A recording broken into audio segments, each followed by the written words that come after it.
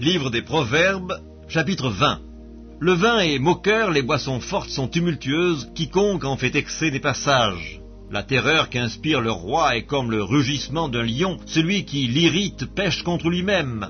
C'est une gloire pour l'homme de s'abstenir des querelles, mais tout insensé se livre à l'emportement. À cause du froid, le paresseux ne laboure pas. À la moisson, il voudrait récolter, mais il n'y a rien. Les desseins dans le cœur de l'homme sont des eaux profondes, mais l'homme intelligent sait y puiser. Beaucoup de gens proclament leur bonté, mais un homme fidèle, qui le trouvera?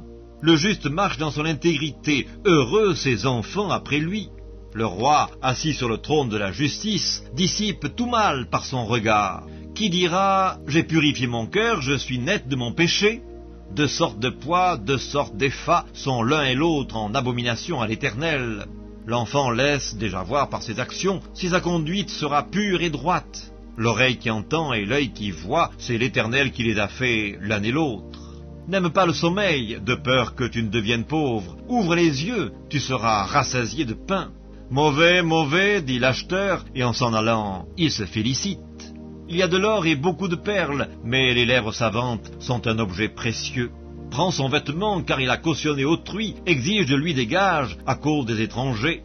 Le pain du mensonge est doux à l'homme, et plus tard sa bouche est remplie de gravier. Les projets s'affermissent par le conseil, fais la guerre avec prudence. Celui qui répand la calomnie dévoile les secrets, ne te mêle pas avec celui qui ouvre ses lèvres. Si quelqu'un maudit son père et sa mère, sa lampe s'éteindra au milieu des ténèbres. Un héritage promptement acquis dès l'origine ne sera pas béni quand viendra la fin. Ne dis pas « je rendrai le mal », espère en l'Éternel et il te délivrera.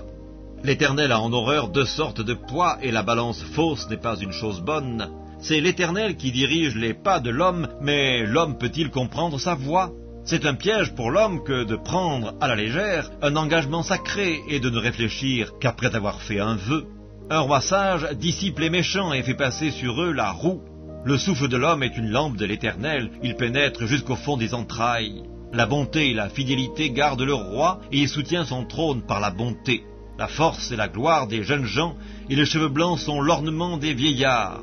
Les plaies d'une blessure sont un remède pour le méchant, de même les coups qui pénètrent jusqu'au fond des entrailles.